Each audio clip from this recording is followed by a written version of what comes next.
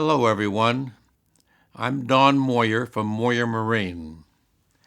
There's a small but very irritating problem that we hear about 2 or 3 times each year, which is a small coolant leak appearing on top of a head nut. The problem usually presents itself when one or more head studs are removed and replaced during a complete rebuild or after a head or head gasket replacement. In the case of raw water-cooled engines, the water from a leaky stud will usually steam off quickly enough that you may actually miss the leak until you see a rusty trail leading from the leaky stud to a nearby spark plug well, where the water will have pooled. In the case of freshwater-cooled engines using permanent antifreeze, the antifreeze will not steam off and will also more than likely end up pooling in a spark plug well. While leaky head studs are more likely in blocks with worn threads, a leaky head stud is not usually a reliable indication that the block is somehow at risk in a more general way. It simply means that the leaky stud will have to be resealed. Now, you could remove the stud and try to reseal the lower threads, but at this point in your work, you might create other issues, particularly if the engine is already installed in the boat. So our first choice is simply to reseal the space between the stud and the head. The first step is to remove the nut and any coolant still in the annular space between the stud and the head. If you have access to compressed air, a couple of good blasts will usually clean and dry the space around the stud. Otherwise, a couple blasts of carburetor cleaner will usually suffice. Next, apply the Permatex Aviation brand sealer, filling the space completely between the stud and the head.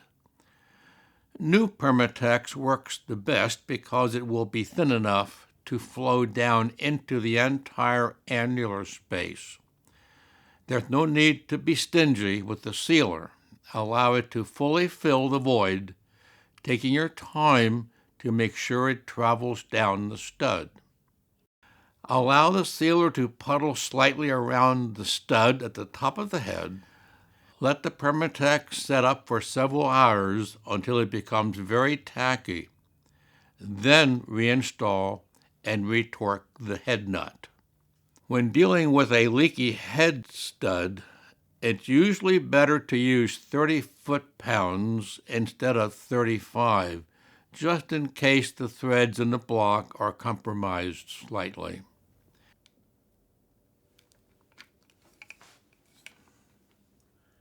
We recommend letting the repair sit at this point overnight before you start your engine. As a related matter, we are often asked whether we recommend removing the head studs during maintenance work. In the case of a major overhaul, the answer really has to be yes, simply because the studs have to be removed to facilitate other work. If your work is limited to a head gasket replacement, you're probably well advised to let the studs installed in the block. However, if the head won't yield, you will have to remove the studs using a stud removing tool that can grip the upper threads of the stud. Anytime the studs are removed, be sure to check the fit of their lower threads in the block. Threads on studs have a larger pitch angle, which requires a bit of force to get them to seat into the block. In these cases, we recommend Loctite ruby-colored thread locker sealer. Any stud that threads into the block loosely, like a standard 3/8" coarse-threaded bolt, should be sealed using a more aggressive sealer like JB Weld.